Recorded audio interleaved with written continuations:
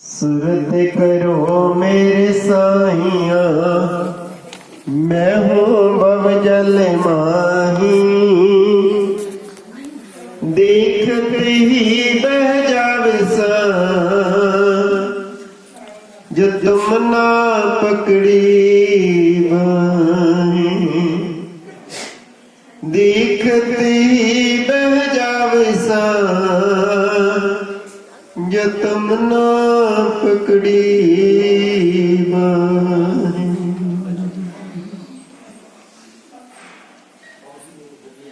प्रातस्मरणीय हृदय सम्राट घटघट वासी प्राणधन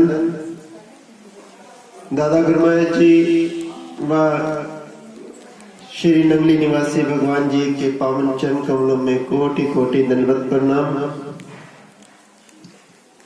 श्री सतगुरुदेव भगवान जी के श्री चरणों में उपस्थित आदरणीय संतजन अपनी अपनी अगाध श्रद्धा निष्ठा और प्रेम को लेकर के आए हुए प्रभु प्रेमियों, माताओं, बहनों, अपनी मनोवृत्ति को एकाग्र करते हुए मेरे साथ मिलकर के जय घोष करें। बोलो जयकारा श्री गुरु महाराज की जय, साचे दरबार की जय। बोलो श्री नंगली निवासी भगवान की जय। बोलो श्री परमेश्वर महाराज की जय। बोलो बापू बाबा की जय, छपरावासी भगवान की जय। परम सौभाग्य है आप सबका, जिन्हें ऐसी परम पावन पवित्र भूमि दादा गुरु महाराज जी के ये जहां उनका बाल्यकाल व्यतीत हुआ, छपरा की भूमि, और विशेषकर उस स्थान पर जहां उनका जन्म हुआ, अवतरण हुआ, उस भूमि के पावन भूमि के दर्शन करने का सौभाग्य प्राप्त हुआ है। तो ये सबका परम सौभाग्य है। जैसा भी मनोज जी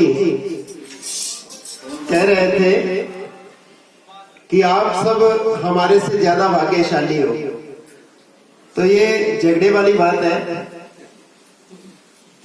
धन्य मात में तो धन्य है, धन्य सहज अनुरक्त, धन्य ग्राम वह जानिए जहाँ जन्मे गुरु भक्त। कौन से कौन धन्य है? जिनको 24 घंटे सेवा मिलती रहती है।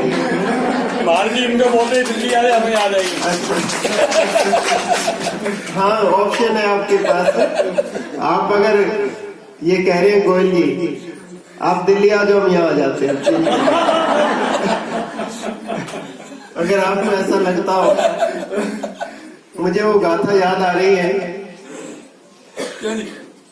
भगवान कृष्ण द्वारिका में विराजमान थे और उन्हीं दिनों उद्धव जी उनके साथ थे। उद्धव जी का आपने नाम सुना है बहुत।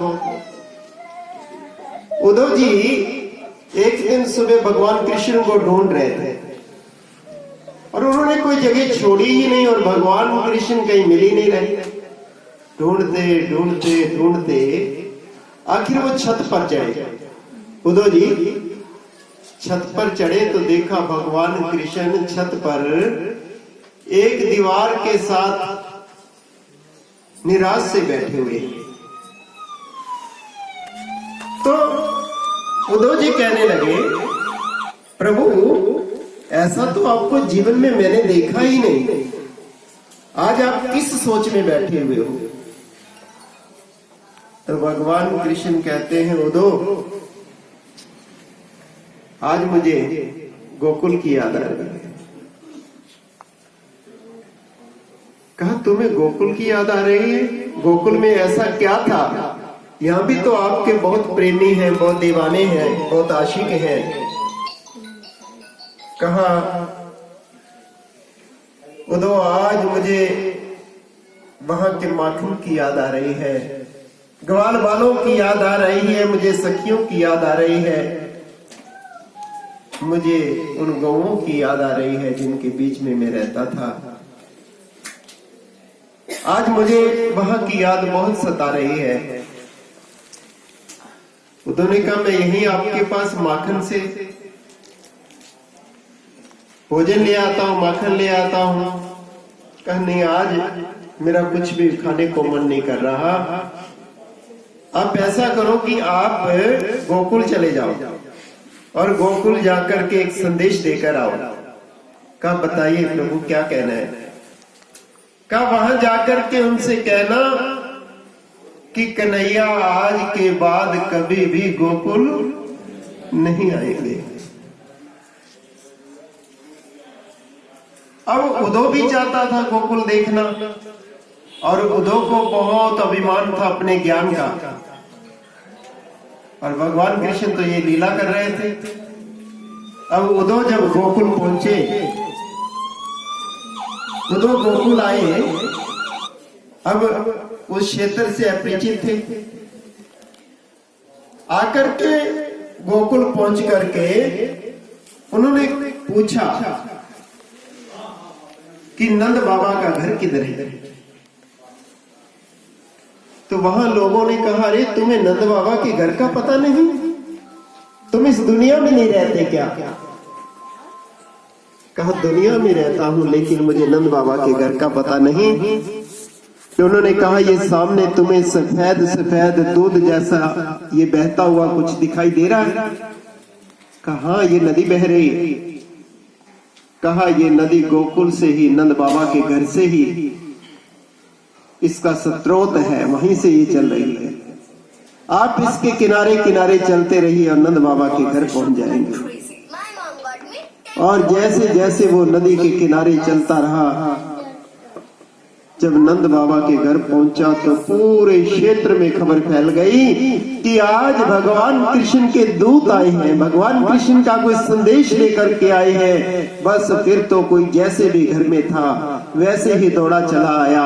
किसी ने चप्पल पहनी, किसी ने नहीं, किसी ने तो सर पे कपड़ा भी लिया, किसी ने नहीं। माताएं बहनें सभी जो सखा सहेली और सभी सखियां साथ रहते थे वो सब दौड़े चले आए। वहां पर भीड़ लग गई, बहुत भीड़ लग गई। और उद्धव ये देखकर दंग रह गया कि उनके आंखों से जो आंसू गिर रहे हैं वही नदी बह रही है जो सफेद सफेद पानी दिख रहा था। वो नदी कोई और नहीं थी, वो प्रेम के आंसू थे। और उद्धव जो अपने आप को बड़ा ज्ञानवान मानता था, और जब उसने वो संदेश दिया उस समय आंखों से आंसू छल छल बह रहे थे। तब उन्होंने क्या कहा, ये तो प्रेम की बातें हैं उद्धव, बंदगी तेरे बस की नहीं है। तो यहाँ ज्ञान की बातों का तो महत्व ही कहा है जहाँ प्रेम शक्तिता है। मैं देख रहा था ये चंडीगढ़ से संगत जब आई, किस प्रकार से आंखों से अश्रुधारा हो रही थी। मेरे को 10-20 लोग मिले सुबह जब नाश्ते के लिए उधर गए यहाँ दर्शन करके। किस प्रकार से वो प्रेम की धाराएं आंखों से बह रही थी। इसके सामने ज्ञान भी अंधा है, ज्ञान भी कोई महत्व नहीं रखता। उद्धव जी भी उस समय नतमस्तक हुए जो अपने आप को बड़ा ज्ञानवान मानते थे। तो भक्ति का मार्ग तो प्रेम का ही मार्ग है वास्तव में। और ये श्री नंगली निवासी भगवान का अगर पावन जीवन चरित्र आपने पढ़ा है, उसमें भी ये दर्शाया है कि प्रेमा भक्ति सबसे श्रेष्ठ है। हृदय में सच्चा प्रेम अपने इष्ट के प्रति, अपने गुरुदेव के प्रति हो जाना, ये एक बहुत बड़ी बात है। और ये प्रेम का ही परिणाम है कि ये लाला लोग ये अपनी दुकानें छोड़ करके, और ये आज ही नहीं, जब जब भी इस तरह संगत का समूह आता है वर्ष में अनेकों बार, और कई कई दिन तक इनको अपने घर की होश नहीं होती, कुछ खाने पीने की चिंता नहीं होती, केवल एक ही लगन अपने हृदय में होती है कि हमारे दादा गुरुमा जी के बच्चे दूर दराज से आए हैं तो उनके लिए व्यवस्था सुंदर हो। बोल दादा गुरु महाराज की जय, नगली निवासी भगवान की जय। तन से, मन से, धन से, वो मनोज जी हो, राजेश जी हो, ओम जी हो, गोरख जी हो, अथवा सबके नाम मैं नहीं कह पाता। इधर पुरुषोत्तम जी बैठे हैं, गुरुमा जी की सेवा में रहते हैं। तो अनेक यहाँ के भक्त, यहाँ की भक्तानियां, बहु बेटियां, बचियां, इनकी सब गुरु घर के प्रति एक समर्पण का जो भाव है, तो वास्तव में सेवा का जो इनके अंदर भाव है, ये बात कह रहे थे फतेहाबाद आश्रम की। तो हमारे महापुरुषों ने, हमारे गुरुजनों ने सेवा के ही संस्कार दिए। सेवा का भी बड़ा महत्व सभी ग्रंथों में दर्शाया है। अगर हम श्री गुरु नानक देव जी के जीवन को देखते हैं, उनकी शरण में भक्त लाला राम जी रहे, उनके अपने 2 पुत्र भी थे, लेकिन उनको सब कुछ ना सौंप कर लाला राम जी को सौंपा और गुरु अंगद देव जी हुए। और गुरु अंगद देव जी की सेवा जब गुरु अमरदास जी ने बड़ी लगन से की, तो गुरु अंगद देव जी सब कुछ सुने लगे। और गुरु अंगद देव जी, गुरु अमरदास जी, जब उन्होंने भी ये परीक्षा लेनी चाहिए कि सेवा में श्रेष्ठ कौन है, तो चबूतरे बनवाने शुरू कर दिए। धीरे धीरे सब छोड़कर चले गए कि ये बाबा जी बूढ़े हो गए, ये बनवा लेते और तुड़वा देते। तो गुरु रामदास जी लगे ही रहे। उन्हें क्या बनवाओ या तुड़वाओ, मुझे उससे कुछ नहीं, मुझे तो सेवा से सरोकार है। मुझे तोड़ने में भी सेवा मिलती है और बनाने में भी। तो ये बुद्धि से, जब तक व्यक्ति बुद्धि से कुछ प्राप्त करना चाहता है तो नहीं प्राप्त कर सकता, क्योंकि उस प्रेमित जो जिसको नापा ना जा सके, जिसकी गहराई नापी ना जा सके, तो उसको हम लोटे में, सागर को लोटे में भरना चाहे तो कैसे भर सकते हैं? ये पूरा संसार जो है ना, उस सागर की एक बुलबुले की भांति है। और उस सागर के, उस बुलबुले के अंदर हमारा देश कितना होगा और उस देश में हम कितने होंगे, उसको तो देखा भी नहीं जा सकता। और फिर उसके अंदर बुद्धि कितनी होगी। हम बुद्धि के द्वारा अगर उस परमपिता परमात्मा का पारावार पाना चाहें तो पाया नहीं जा सकता। वह सीमित है, उसकी सीमा का पारावार नहीं पाया जा सकता, जिसके लिए महापुरुष नेति नेति नेति कह करके चले गए। वही शक्ति, वो पार ब्रह्म परमेश्वर समय समय पर इस धरा पर अवतरण लेते हैं। भूले बिसरे जीवों को सदमार्ग दर्शाने के लिए कभी राम बने, कभी कृष्ण बने, कभी नानक रूप कहाए हैं। वही तो मेरे हारा वाले संत रूप धर आए हैं। तो दादा गुरुमा जी, श्री परमहंस दयाल जी महाराज, जिनकी बात आप सुन रहे थे स्वामी रोशनानंद जी से, कि वो नींव और ये वास्तविकता है। अगर श्री गुरुमा जी ने एक बहुत बड़ी इमारत खड़ी की है पूरे विश्व में, जो आज सबके दिल के अंदर श्री गुरुमा जी के प्रति एक प्रेम है, एक लगन है, तो उसकी नींव अगर है तो दादा गुरुमा जी श्री परमहंस दयाल जी महाराज। और उस नींव की शुरुआत यहीं से हुई। यहां उन्होंने अवतरण लिया। परम श्रद्धेय पंडित तुलसीदास पाठक जी के यहाँ उन्होंने जन्म लिया। और अभी जैसा सुन रहे थे 6 महीने या 9 महीने के थे अभी, ऐसा ग्रंथों में जो वर्णित है। तो उनके शरीर के माता जी का स्वर्गवास हो गया, परंतु उनका पालन पोषण बड़े अच्छे ढंग से लाला नरहरि प्रसाद जी ने किया। दोनों घर में और कोई संतान नहीं इनके सिवा, क्योंकि उनके यहाँ भी एक बच्चे ने पहले जन्म लिया था और वो छोटा होता ही दुनिया से चला गया वो बच्चा। वहां भी उनको बहुत लाड़ प्यार दुलार मिला, लेकिन बाल्यकाल से कुछ लीलाएं ही ऐसी थी, कुछ संस्कार ही ऐसे थे, क्योंकि वो तो दुनिया का कल्याण करने के लिए, दुनिया को राह दिखाने के लिए इस धरा पर आए थे। उन्हें दुनिया से कोई लगाव नहीं था। वो बाल्यकाल अवस्था से ही सत्संग में रुचि रखते। जब गुरुजन घर पे आते तो उनसे भी अध्यात्म की ही वार्ता करते और उनसे कहते कि मेरा मन करता है मैं साधु बन जाऊं। तो गुरुदेव ने कहा कि तुम तो पहले से ही साधु हो, परंतु परिवार के प्रति जो तुम्हारे कर्तव्य बनते हैं उनको पूरा करने के बाद आप मुंड मुंडवा लेना। आप हृदय से तो साधु ही हो, आपको हमने साधु बना दिया है, लेकिन जब कर्तव्य पूरे हो जाए तो बाल नाई से मुंडवा लेना, मुंड मुंडवा लेना। और 17 वर्ष की आयु तक तो धीरे धीरे सब जिम्मेदारियां जो थी वो पूरी हो गई अपने माता पिता के प्रति, क्योंकि दोनों परिवारों में और कोई रहा ही नहीं। उनका क्रियाक्रम करने के पश्चात ये दोनों घर खुले छोड़ करके, ये घर भी और जहां पालन पोषण हुआ लाला नरहरि प्रसाद जी का जो घर था वो घर भी, कुछ भी नहीं उठाया, 3 वस्त्रों में ही घर से निकल गए और फिर कभी मुड़ करके इधर देखा नहीं।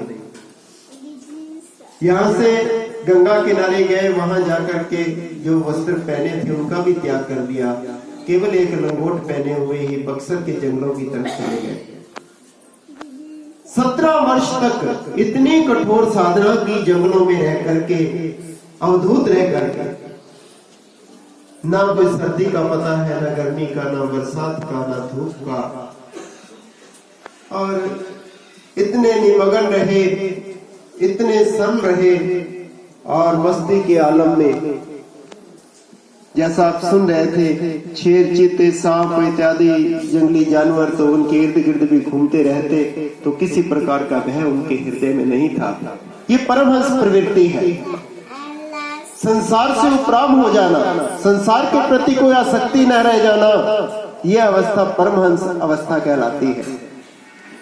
तो वो परमहंस पद की प्राप्ति कर जंगलों में ही भ्रमण कर रहे थे। भीतर से ही प्रेरणा हुई, आदेश हुआ कि आप भ्रमण करें, और उस आदेश को मानते हुए दादा गुरुमा जी फिर यहाँ से मथुरा, वृंदावन, अयोध्या इत्यादि भ्रमण करते करते जहां भी जाते उनके पीछे संतों की टोलियां चलने लगती और उन्हें ये बंधन सा लगता। जब सब सो जाते तो रात को ही उठकर दूसरे स्थान के लिए निकल पड़ते। चलते चलते संयोगवश जयपुर जा पहुंचे। वहां के लोग बड़े प्रभावित हुए।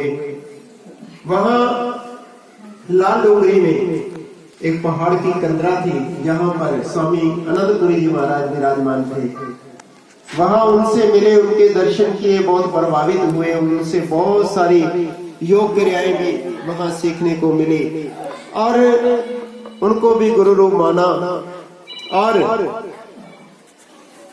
वो वृद्ध थे, उन्होंने वहां की सारी संपत्ति आश्रम का अध्यक्ष इनके रूप में उनके नाम वसीयत कर दी, दादा गुरुमा जी के नाम। लेकिन वो ऐसे त्यागी वैरागी महापुरुष, वो दो घर की संपत्ति छोड़ करके गए हुए थे। वो इन दीवारों में बंधना नहीं चाहते थे। वो भी छोड़ छाड़ करके दादा गुरुमा जी वहां से चले गए। पर ये सब संजोग बन रहे थे। वहीं जयपुर में भगवान दास, दीवान दास जी मिले और उनसे जब संपर्क हुआ, उन्होंने टेरी के लिए प्रार्थना की। परंतु ये सब रचना तो उस ईश्वर की ही थी, क्योंकि अब नींव तो मजबूत हो चुकी थी, अब बिल्डिंग बनाने की बात थी। तो वहां जब शिवनगरी निवासी भगवान जिनको हम कहते हैं बेली राम के रूप में वहां पर मिले बाबा स्वरूपानंद जी महाराज, जब उनसे भेंट हुई तो परमहंस दयाल जी महाराज भी इतने प्रसन्न हुए और उन्होंने कहा कि अच्छा हुआ आप आ गए, नहीं तो आपको लेने के लिए जाना। इतिहास में ये तो हम बहुत सुनते हैं कि लोग गुरु ढूंढते हैं, परंतु ये कहीं कहीं मिलता है। ये प्रत्यक्ष प्रमाण है कि गुरु भी शिष्य को ढूंढते हैं, गुरु भी शिष्य को ढूंढते हैं। दादा गुरुमहाराज जी कहां से चले? देखिए, आप इधर पूर्व की तरफ बैठे हैं और कहां पश्चिम में, पाकिस्तान के भी उस कोने पर जो अफगानिस्तान के साथ जाकर मिलता है टेरी, वहां पहुंचे अपने शिष्य की खोज में। और जब मिले तो पहली भेंट में ही उनको परमंश कहकर पुकारा कि आओ परमंश, क्योंकि वो जानते थे कि ये किस शक्ति के मालिक है और इनसे मैंने क्या करवाना है। बस फिर क्या था, देखते ही देखते दो शक्तियां मिलकर के एक हो। ये हम ठीक है संबोधन में कहते हैं कि दादा गुरुमहाराज जी, श्री परमहंस दयाल जी एवं श्री गुरुमहाराज जी, परंतु वो भिन्न नहीं है। भिन्न देखना ही हमारी मूर्खता है, हमारी अज्ञानता है। और श्री परमहंस दयाल जी महाराज ने फिर उनसे जो तप करवाया, आप डॉक्टर बनते हैं, क्या करते हैं? आप पढ़ाई करते हैं, किताबें पढ़ते हैं, पढ़ने के बाद आप डॉक्टर बन जाते हैं। परंतु डॉक्टर सफल वही होता है जो पहले डिग्री प्राप्त करने के बाद प्रैक्टिकली भी करता है। एक इंजीनियर है, वो किताबें पढ़ करके उसके बाद वो मशीनरी को तैयार करने में लग जाता है। उस मशीनरी को तैयार करने में समय लगता है, प्रैक्टिकली होता है, फिर जाकर के वो किसी मशीन को तैयार कर पाता है। उसी भांति श्री गुरुमहाराज जी से दादा गुरुमहाराज जी ने कितना कठोर तप करवाया। उन्होंने ऐसी ऐसी रिसर्च की श्री नंगली निवासी भगवान जी ने, पहले तो टेरी के पहाड़ों में और फिर आगरा के अंदर 13 वर्ष तक वो कठोर साधना दादा गुरुमहाराज जी ने करवाई, जिसको सुनते भी शरीर के रोंगटे खड़े हो जाते हैं।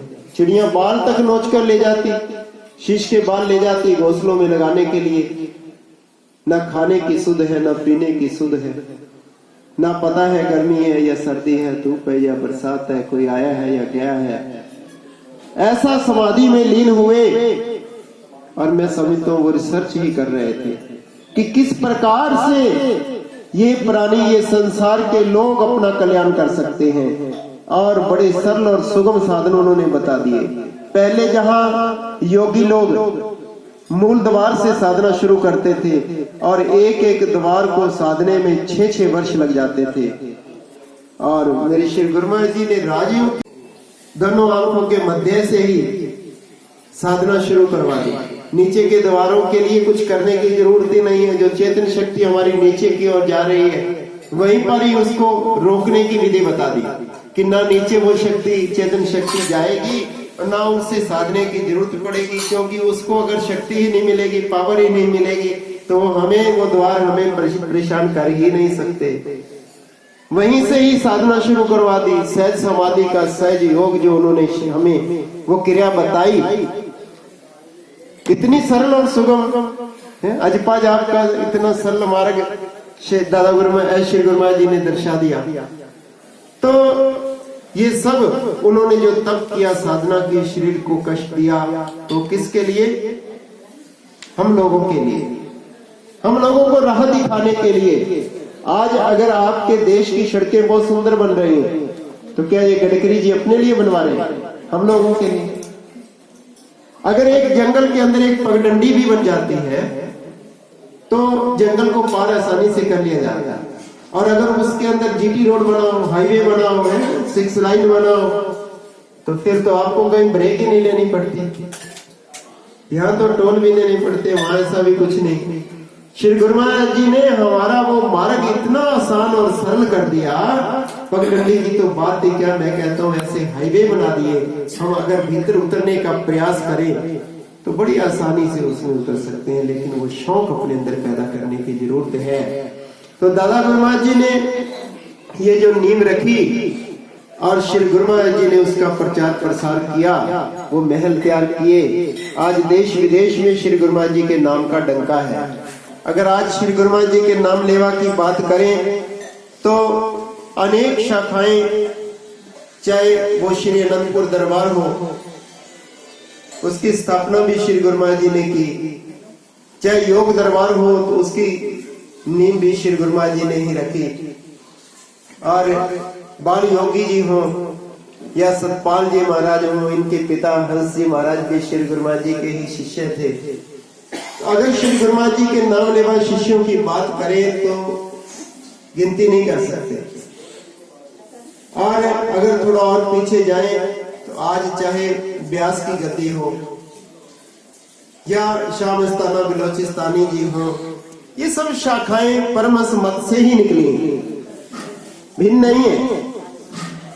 तो परमहंस मत एक ऐसा मत है, अगर उस मत से हम जुड़ जाएं तो फिर मत हमें भी आ जाए। पर होता क्या है कि हम भीतर से जुड़ नहीं पाते, इसलिए कुछ समय बाद स्थिति वही हो जाती है।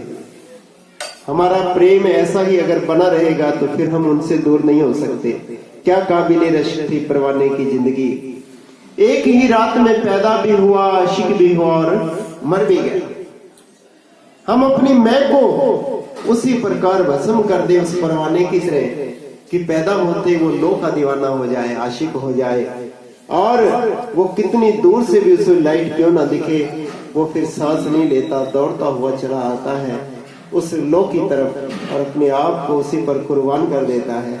तो ये प्रेम जो है, ये सदा प्रेम के आंसू गुरु महाराज जी की याद में, उनके प्रेम में निकलते रहे, और समय समय पर उनके दर्शन करने की भी अभिलाषा हृदय में बनी रहे। क्योंकि जब बाहरी आंखों से जो देखते हैं तो अंदर भी उतरता है।